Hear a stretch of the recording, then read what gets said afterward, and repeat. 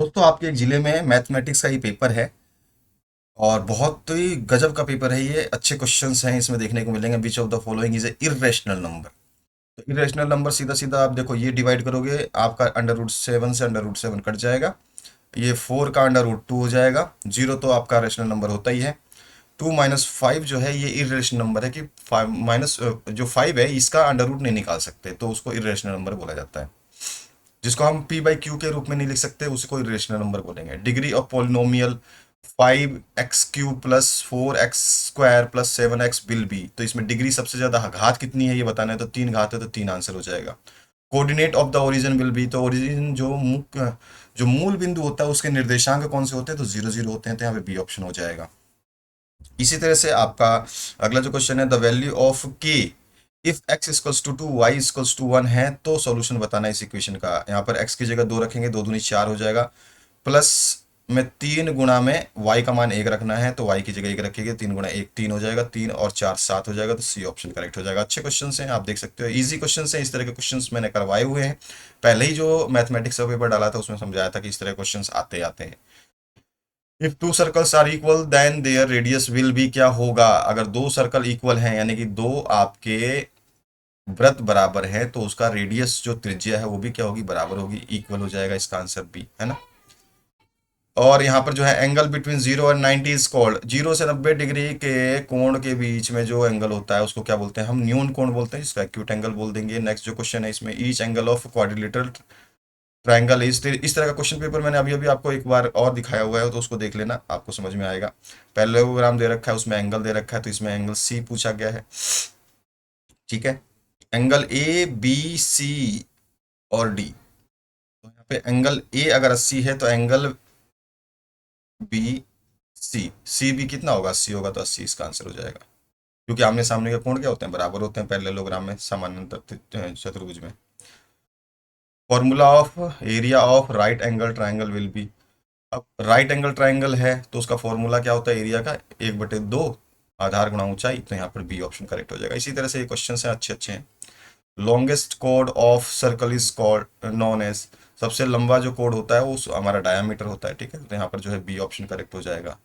A cone having radius R and slant height जो है उसकी तिर्यक ऊंचाई एल दे रखी है, तो टोटल सरफेस एरिया का फॉर्मूला आपसे पूछ लिया है, किसका, कोन का। इसके बाद में क्लास इंटरवल बताना है। 20 और 30 का क्या होता है क्लास इंटरवल, तो 20 और 30 के बीच में जो क्लास इंटरवल कितने का आ रहा है, 10 का आ रहा है, तो यहाँ पे 10 हो जाएगा। Surface area of sphere of radius 1 centimetre will be. अब स्फीयर यानी कि गोला, गोले का आपको अगर आपको सरफेस एरिया पता है, एरिया का फॉर्मूला पता है, तो रेडियस का फॉर्मूला लगाइए, एरिया का फॉर्मूला लगाइए, उसमें रेडियस का मान रखिए 1, आंसर आ जाएगा। इसी तरह से ये क्वेश्चन है, आप देख सकते हो। तो ये तो एमसीक्यू हो गए। इस तरह से कुछ फिलअप्स दिए गए हैं, आप देख सकते हो। Opposite sides of parallelogram are equal, है ना। Diagonals of rectangle are dash to each other, तो क्या करते हैं, प्रतिच्छेद करते हैं।